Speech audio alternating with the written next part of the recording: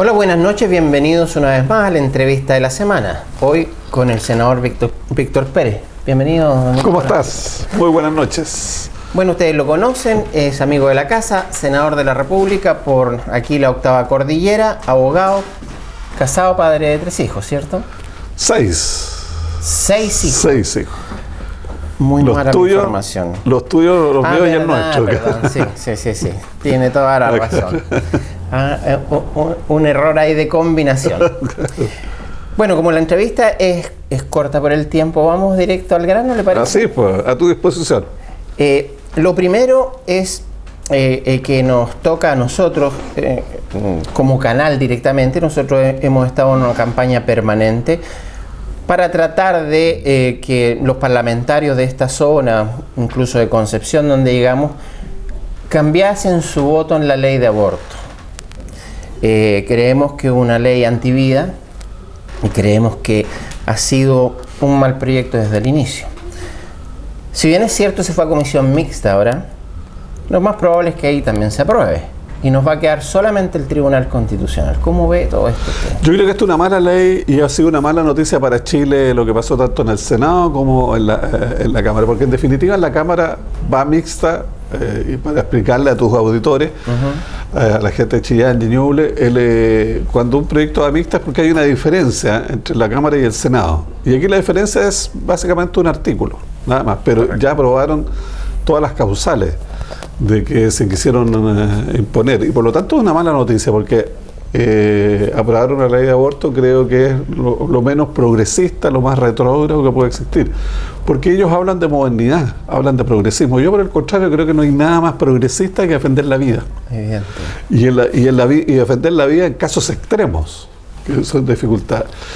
Y lamentablemente no logramos obtener los votos, particularmente para mí. Todo se definió en el Senado el día martes entre las 7 y las 10 de la noche con la primera causal, porque el proyecto se denomina despenalizar 3 causales. Sí, la primera, que es cuando está en riesgo la vida de la madre. Eso nunca ha estado penalizado, nunca. Siempre se ha podido hacer. Y lo que pasa es que ellos lo modifican para agravarlo, no para mejorarlo. Y lo que nosotros decíamos, mantengamos la norma tal como está, porque la norma tal como está llega y dice que no puede hacerse ninguna acción de carácter quirúrgico que tenga como objeto primario interrumpir el embarazo, o sea, hacer el aborto. Pero cuando uno salva la vida de la madre, no está haciendo eso. Uno está realizando, el equipo médico está realizando todos los procedimientos técnicos, quirúrgicos y todo para salvar la vida de la madre y salvar la vida del niño que está por nacer. Si como consecuencia de salvar la vida de la madre se interrumpe el embarazo, no estamos frente a un aborto. Exacto. Y por lo tanto no está penalizado en Chile y no hay ni un médico, ninguna mujer que haya sido ni siquiera formalizado por esta causal, porque no existe. Por lo tanto, tú no podías despenalizar algo que no tiene pena. Y por lo tanto, eso fue nuestra pelea, particularmente el día miércoles, y ellos lograron revertirla modificando el artículo respectivo, si mi memoria no me engaña, 119 puede ser del Código Sanitario, diciendo de que se puede interrumpir el embarazo para salvar la vida de la madre. ¿Qué es lo que hace entonces? La interrupción del embarazo es la actividad primaria. Sí, correcto. No la consecuencia. Y por lo tanto creemos que esa norma no solamente agrava. Y ahí tuvimos en determinado momento la posibilidad de rechazar eso, pero se nos cambió un voto a última hora y otro voto que no entró a votar y eso se nos complicó y por lo tanto ahí creo que ahí se culminó la derrota, porque en las otras causales tenían los votos, uno sabía de antemano de que entre las causales que también nosotros estábamos en contra y así lo expresamos, sabíamos que las íbamos a perder. Era la primera, a mi juicio habría sido un gran triunfo, no se pudo. Y ahora yo espero que el Tribunal Constitucional, que va a ver esto, porque nosotros estamos presentando un requerimiento al respecto, espero que ponga las cosas en su lugar, porque claramente si nuestra Constitución dice que hay que proteger la vida desde la concepción, desde que está por nacer, desde la concepción, si uno aborta, pero que en el Tribunal Constitucional no tienen los votos, porque están en este minuto igualados y el que dirime ahí es el presidente. Claro, de hecho te quiero decir que, por ejemplo, una ley de aborto anterior que nosotros logramos rechazar en el Tribunal Constitucional, el voto del actual ministro del Interior fue clave para rechazar la ley de aborto. El ministro Fernández era miembro del Tribunal Constitucional y votó. Ministro que ha cambiado su opinión. Claro, entonces, lamentablemente algunos cambian su opinión, pero creo que nosotros tenemos que seguir en esta pelea porque, reitero, una mala noticia para Chile. Y sobre ese voto que se cambió, justamente me llama profundamente la atención. Ustedes en algún minuto, cuando eran diputados, formaron la dupla Pérez y Pérez. Iban por una misma línea habitualmente, y justo es el voto de la senadora Lili Pérez la que cambia todo esto. ¿Qué pasa ahí? Y la ausencia del senador Mata, que iba a votar con nosotros, que no estuvo. Pero no se contaba quizás con que ella votara en contra, que votara a favor. Porque de hecho las dos primeras votaciones votó con nosotros. Por eso. Y en la tercera votación no votó. ¿Cómo se entiende eso? Es difícil explicar las acciones de un tercero. Pero yo creo que ahí el gobierno jugó una profunda influencia, las ministras se dedicaron a hablar con ella durante una hora prácticamente y por lo tanto le generaron la duda de que con esto nosotros eliminábamos todas las demás causales. Y no, lo expresamos con toda seguridad, esta es esta causal. Nosotros queremos eliminar las otras causales, pero que con esta votación eliminamos solo esta. Porque el gobierno esgrimió una argucia, en nuestro juicio, de que la norma del proyecto, de la indicación que presentó el demócrata cristiano Andrés Saldívar decía sustituirse al artículo 119. Entonces ella así con eso eliminan las otras dos causales y yo no estoy dispuesto. No, si nosotros estamos hablando sobre esta primera causal, que creo que el aborto terapéutico en Chile para salvar la vida de la madre jamás está penalizado, y hoy día ustedes con la nueva redacción lo que hacen es autorizar como acción primaria el aborto. Y eso, partir por eso. Y eso claramente creo que abre la puerta, porque aquí cualquier tipo de enfermedad va a poder ser argumentada en el futuro para hacer el aborto. Problemas, depresiones, cualquiera. Entonces, creo que es tremendamente complejo. Y a raíz de eso, yo no puedo hablar por ella, cambió su votación y nos complicó y perdimos algo que teníamos verdaderamente un trecho bastante avanzado. Así que solo lamentar esta mala decisión no todo el Parlamento, jugamos bastante y argumentamos fuertemente en cada uno de los momentos, no solamente en las sesiones de ayer y anteayer, sino que en las sesiones de esta semana, sino que en las sesiones de hace algunos meses atrás, cuando se votó la idea de legislar en general. Y nosotros ahí expresamos con absolutamente claridad por qué estábamos en contra, porque creemos que lo más progresista que hay es defender la vida del que está por nacer, particularmente en los casos más dramáticos, más duros, más difíciles. Justamente con eso del mal llamado quizás progresismo que se está entendiendo hoy en día, la llamada bancada estudiantil, que en muchos temas se ha puesto sobre una superioridad moral, los ha llamado ustedes, tras los argumentos en el Senado, de retrógrados. ¿Cuál es su opinión al respecto? Yo no encuentro, defender la vida no es algo retrógrado, yo me siento progresista, yo me siento moderno, me siento que es lo que hoy día se está trabajando en el mundo, a defender la vida de las personas. Al llegar ellos como entes nuevos a la política, ¿cree que la está refrescando y que realmente están por sobre ustedes que ya tenían una política, por así decirlo, más tradicional? Mire, llegaron, son jóvenes, eso es un hecho de la causa y no lo podemos negar, pero con ideas muy viejas. Las mismas ideas de la izquierda de siempre. Y yo te voy a dar un ejemplo, las incoherencias que genera esto. Mire que la Presidenta de la República esta semana promulgó la ley de tenencia responsable de mascotas, sí, del cuidado de los animales. Muy bueno. Yo tengo 2 perros que son una maravilla, los queremos, forman parte de la familia y todo, y hay que cuidarlos.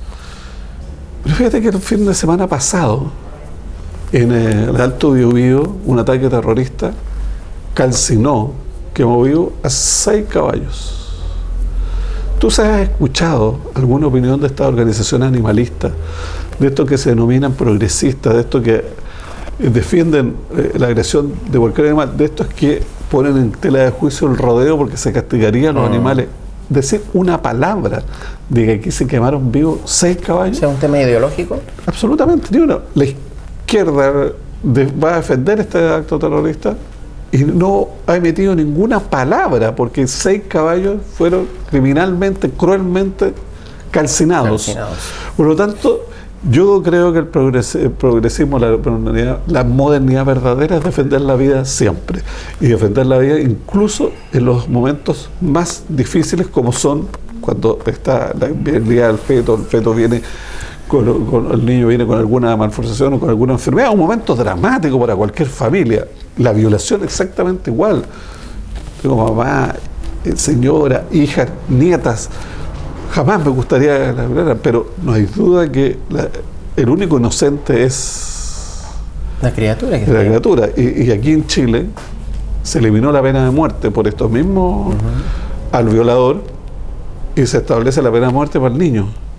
Entonces, se le castiga al único inocente. Claro, entonces aquí hay, y la mujer también es absolutamente inocente, y además está mal hecha la ley, y espero que el Tribunal Constitucional lo restablezca, porque prácticamente muchas temas de violaciones o momentos y hechos de violaciones van a quedar absolutamente en la impunidad, producto de que aquí va a llegar alguien a decir fue violada, hágame un aborto, y el doctor prácticamente no va a tener excusa. Por eso luchamos mucho y se logró en parte lo que es la conciencia, utilizar la recepción de conciencia, que tampoco querían. Y logramos al final también eliminar una norma que... Lo querían dejar incluso que fuera solo después para el equipo, para los doctores, solamente claro, los médicos. Y es todo el equipo. Y lo otro que logramos eliminar al final era excluir al equipo médico, particularmente a los doctores, de la obligación de denunciar estos hechos. Porque hoy día están obligados a denunciarlo. Si no lo denuncian, cometen delito. Y una norma que no era obligación denunciarlo. Logramos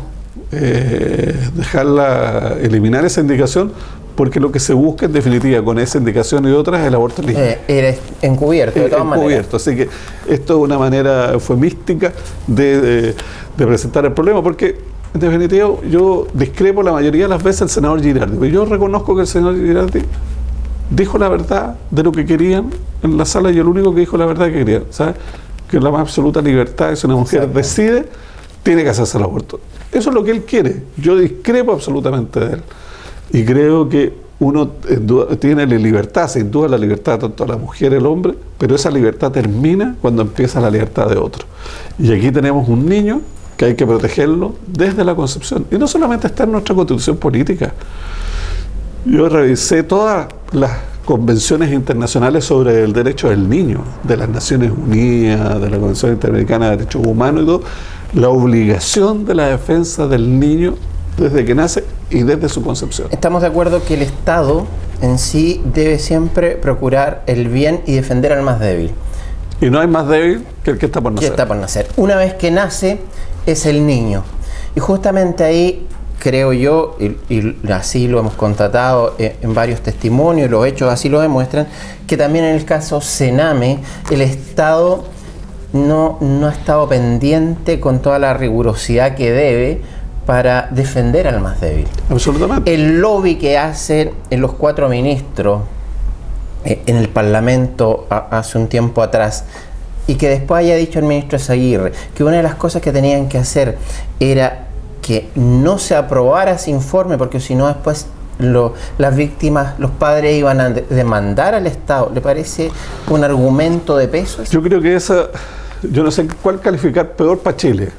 Sí, la aprobación del aborto o el rechazo del Sename, del informe del Sename, porque yo creo que es un balde de agua fría para la gente, para la política y todo, porque tiene una serie de incongruencias. Fíjate, los diputados, cuando yo era diputado, y tú recordás algunas acciones mías, tenemos como principal función fiscalizar ¿a quién? A los actos del gobierno. Correcto. O sea, yo diputado soy el fiscalizador y el gobierno es el fiscalizado. Y en este caso, el gobierno, que es el fiscalizado, le impone al fiscalizador ciertos parámetros. Es lo mismo que el delincuente le diga al juez lo que tiene que hacer. A mí me parece que eso demuestra la absolutamente incongruencia. Este era un informe que tenía más de 62 medidas que hay que tomar ya para proteger a los niños, que lamentablemente tienen que caer bajo la protección del Estado. Digo lamentablemente porque lo lógico era que los niños estén siempre bajo la protección de su familia, pero no existiendo la familia, el Estado tiene que asumir esa vulnerabilidad. Pero hay que tomar unas serias medidas. Yo los invito a cualquiera que vaya a los lugares donde están estos niños, en materia de infraestructura, en materia de distintas cosas de atención, de educación, son realmente lamentables, a pesar de que existen muchas organizaciones que hacen una tarea, pero muy noble sobre esta tarea. Pero aquí no hemos puesto la prioridad, en esa situación no hemos puesto la prioridad sobre estos niños. Y el informe era lo que eso decía. El gobierno quiso salvar a alguien, lo salvó por ahora, pero no hay duda que dio un paso atrás gigantesco en lo que son las políticas públicas en defensa de la niñez. Que justamente, y volvamos a la bancada estudiantil, Camila Vallejos, que había peleado para que el nombre de Javiera Blanco estuviera en el informe, después lo vota en contra, que Jackson y Cariola se abstengan y Boric también vote en contra. ¿Es congruente eso? Lo que pasa es que yo creo que aquí tú, en definitiva, siempre tienes una disyuntiva, muchas veces. El bien común o el interés partidario, el interés del gobierno. Y aquí lo que se probó fue el interés del gobierno, no el bien común. Y yo creo pero ustedes como parlamentarios deben representarnos a nosotros en el bien común. Absolutamente, por eso yo creo, por eso había un rechazo tan fuerte de la ciudadanía al tema del Sename, tan fuerte. A mí, hacía tiempo que no me paraba en la calle para expresar eso, expresar el rechazo a esa situación. La gente se vio violentada por ese rechazo, porque la gente esperaba un respaldo de sus diputados a una política de que colocaba a los niños en primer lugar. Y al no ser así, creo que generó un impacto extraordinariamente fuerte, negativo en la ciudadanía.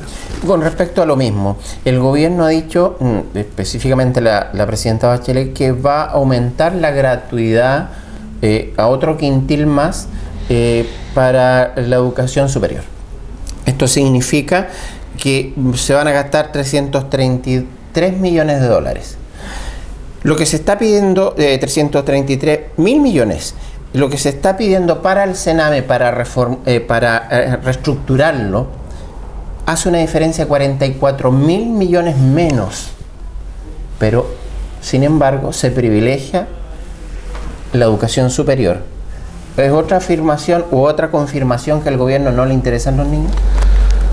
El gobierno parece que le preocupa más la gente que grita, la gente que se toma las calles, la gente que hace barricadas, la gente que genera hechos de violencia, que tiene capacidad de movilizar. Pero fíjate que eso yo no sé por qué tiene ese temor. Ellos fueron a una primaria, todos ellos, y movilizaron a nadie, movilizaron a muy poca gente, lo que demuestra que los que salen a gritar a la calle son minoría en Chile. Son minorías. Hacen mucho ruido, pero minoría. Son minorías y por lo tanto, en esto de la gratuidad, no hay duda que nosotros tenemos que trabajar fuertemente, y así se está haciendo el país, y a lo mejor tenemos que andar con más velocidad, para que nadie quede por razones económicas fuera de la educación. Eso, pero no deben ser los niños primero. No está en discusión. Eso es un objetivo sano, un objetivo loable. Pero tú no puedes armar una política de gratuidad que significa hipotecar todas las demás cosas. Entre otros, el problema de los niños que no salen a marchar, que no hacen barricadas, que no salen a gritar a la calle. Por lo tanto, la política de gratuidad tiene que ser en consonancia con un contexto, y uno tiene que actuar responsablemente con el contexto de lo que es la vida nacional. Y por eso el presidente Piñera llegó y dijo: nosotros vamos a respetar a todos los que se les ha otorgado gratuidad y tienen derecho a la gratuidad con el 50%. El resto es realmente irresponsable, y ahí tenemos que buscar otra fórmula, pero los recursos tienen que estar en prioridad, y lo dijo claramente el presidente Piñera, en los niños y en los adultos mayores, porque si no, no podemos como país responder a todas y a cada una de las inquietudes. Y uno, como yo fui estudiante universitario, tiene que asumir esa responsabilidad. Fíjate que yo tuve hace poco la suerte de ser invitado por el gobierno a China, como 7 días en un programa muy intenso de ellos para que nos expliquen lo que están haciendo y lo que quieren hacer. Y yo pregunté el tema de las universidades. Y el tema de la universidad, el viceministro que estaba dijo: las universidades se pagan. Porque no hay duda que un ingeniero, un médico, va a tener ventajas con respecto a la demás ciudadanía en la vida posterior. Hay que ayudarlo para que pueda realizar los estudios, pero tiene que pagarla. Y es para un número reducido de ciudadanos chinos la universidad. Claro, lo paga o en el momento que, si no puede, lo paga después. Pero la universidad se tiene que pagar porque es una ventaja que se le da con respecto a los demás.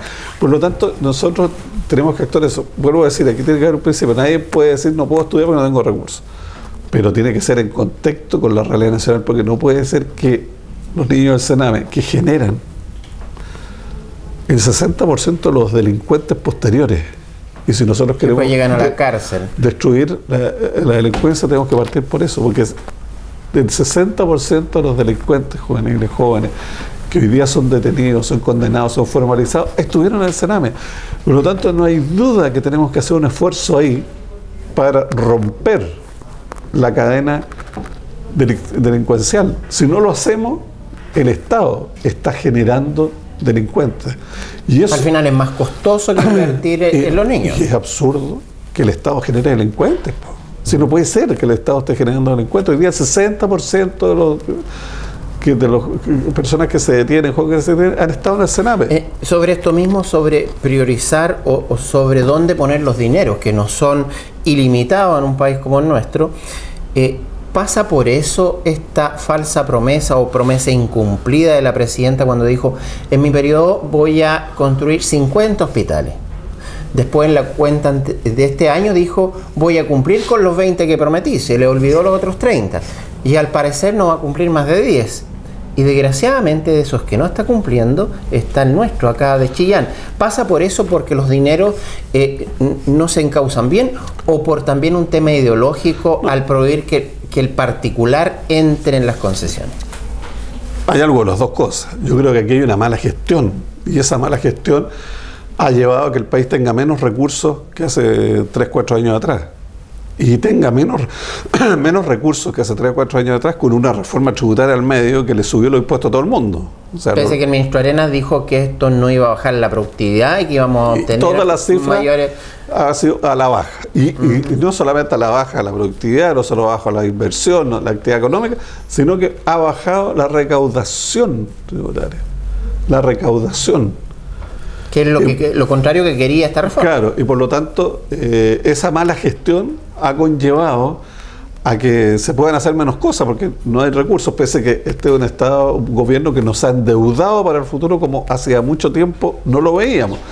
Y esto, además de endeudarnos, ha tenido el componente ideológico que, a través de un instrumento que es legítimo, que es válido, que Chile se dio, que es la ley de concesiones, poder que el sector privado también invierta en obras públicas, en infraestructura pública, como hospitales, carreteras, también la han paralizado.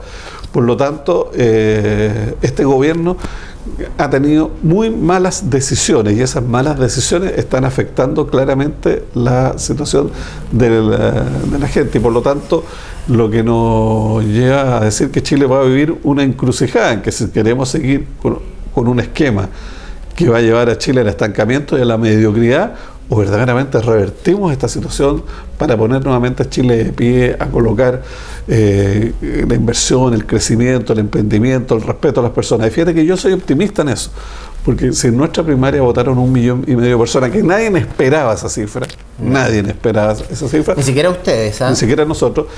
Quería decir que aquí el país, en un día muy complicado, mucho frío, la final, todo estaba dado para que la gente no fuera a votar. Cero difusión por parte del gobierno, si tú comparas la difusión que hizo el gobierno para la primaria que participó Michelle Bachelet en el 2013. Totalmente. Y esta difusión fue de relación 1 a 10, sin ninguna... La gente fue a votar, porque la gente verdaderamente quiere dar una señal que hay que cambiar las situaciones y que hay que dar un impulso nuevo a Chile. Se nos fue el tiempo y a propósito de cambio, quiero terminar con esto. Se aprobó Ñuble Región.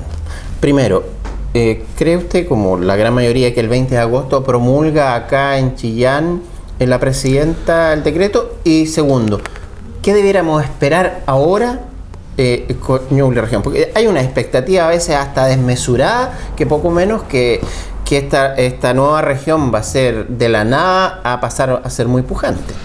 Te agradezco la pregunta, porque dos cosas. Uno, el pasado mañana, martes, el Tribunal Constitucional puso en tabla en primer lugar Ñuble Región. Por lo tanto, yo espero que el día jueves o viernes tengamos ya la resolución del tribunal, que tengo la absoluta convicción de que va a aprobar entonces, porque no hay ninguna norma inconstitucional. Y tanto es así que quienes anunciaron presentaciones de inconstitucionalidad no presentaron los requerimientos. Como el diputado Ulloa. No presentó ningún requerimiento. El diputado Chávez de Concepción presentó una carta. Tú cuando vas a un tribunal o demandas o querellas, no le mandas una carta al juez. Por lo tanto, no hicieron el requerimiento porque ellos saben que no tienen razón. Por lo tanto, eso me va a indicar que el 20 de agosto estamos en plenas condiciones de promulgar Ñuble Región. Y ahora viene lo difícil. Sí.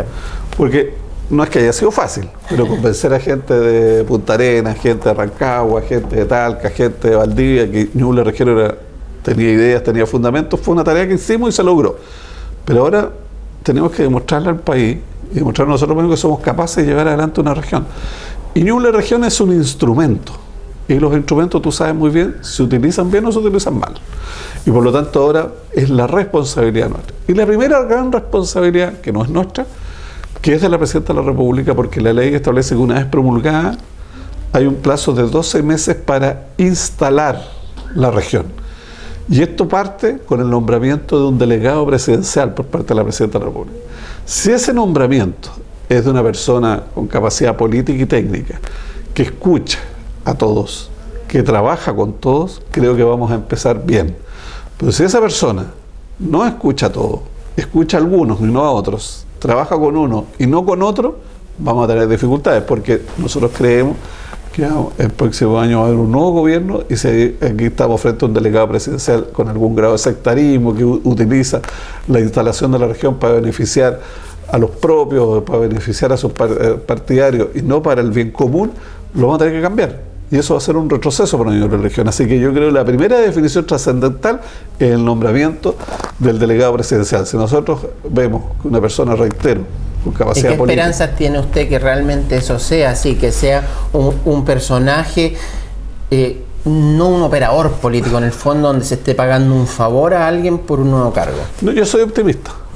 Y creo que existen personas, porque además soy realista, lo tiene que nombrar la Presidenta Bachelet, y la Presidenta Bachelet sin duda nombrar a alguien de su coalición. Y yo reconozco que en Chillán, al interior de la coalición de gobierno, hay personas extraordinariamente respetables, respetadas, con capacidad, que saben que esto es una cosa de todos. Jueguesela por un par de nombres, senador. Tengo los nombres, pero no quiero quemarlos antes. No quiere quemar. Senador, muchas gracias por haber compartido con nosotros. Gracias. Buenas noches. Buenas noches. Muy bien. Y con ustedes el próximo domingo.